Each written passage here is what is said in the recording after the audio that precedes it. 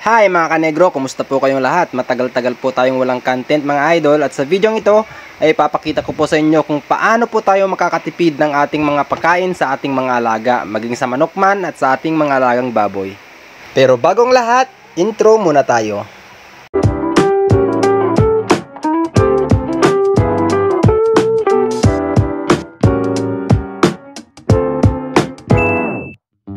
Ayun mga kanegro, so sa video ito mga idol ay papakita ko sa inyo kung paano ipakain ang black soldier sa ating mga alagang manok. So ito mga idol ay ang black soldier larvae na kung saan ito na po ang gagawin nating patuka para sa ating mga alaga.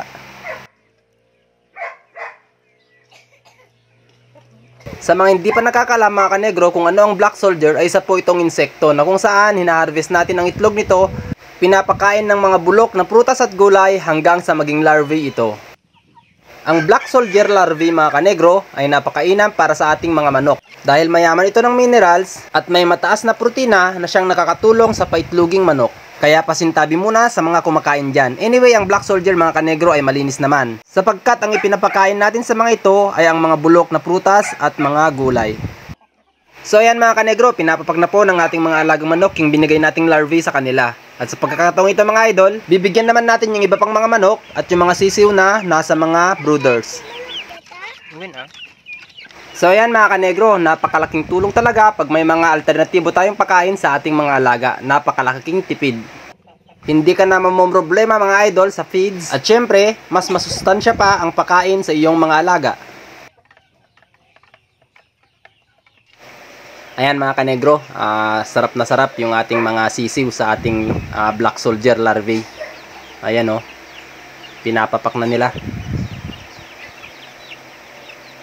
Ayan mga idol, dito naman sa last na ating brooder ay naubos na nila yung binigay nating black soldier sa kanila. So ayan mga kanegro, papakita ko lang po sa inyo yung ating black soldier housing at yung mga planggana na yan mga idol ay puro black soldier larvae na kayang pakainin yung ating mga alagang manok ng 3 weeks. So ayan mga idol, punong-puno po yan ng mga black soldier larvae. At dyan po tayo nangongolekta. Bukod sa ating black soldier mga kanegro ay meron din po tayo ditong azolla pond na mainam rin na alternatibong patuka. So may dalawa tayong pond dito mga idol ng azolla na isa ring mayaman sa protina mga idol, nakakatulong sa ating mga alagang manok. So this time mga kanegro, ipapakita ko rin po sa inyo kung ano po yung aking pagkain sa aking mga alagang baboy. Sa ating pagpapakain mga idol sa ating mga alagang baboy, hindi po tayo nagpapakain dito ng mga commercial feeds. At ayan, mga kitchen waste lamang mga idol at nagluto tayo dito ng gabi. So yan po yung pinapakain natin. So sa ating mga alagang baboy ay pure organic feeding sila mga idol ano.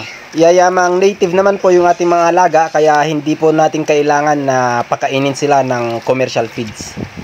So napakalaking tipid mga idol, hanggat masipag ka lang at hindi maarte ay marami kang matitipid mga kanegro, lalo na't madiskarte ka.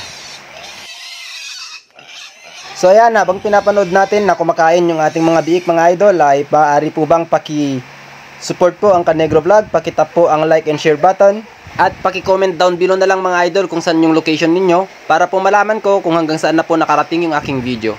So ayun mga kanegro, thank you po in advance. And ngayon sa mga nagtatanong po, effective po ba yung pure organic feeding? Hindi po ba magiging bansot yung alaga nating baboy? O di kaya hindi po ba sila magiging sakitin? So ito po yung sagot mga idol. Ito yung patabaing baboy natin mga idol na pangkatay natin sa birthday ni Eyapot ano. So ayan, kayo na po yung musga kung pangit po ba o maganda ang organic feeding. So yun lamang po mga kanegro. Peace out po and happy farming everyone.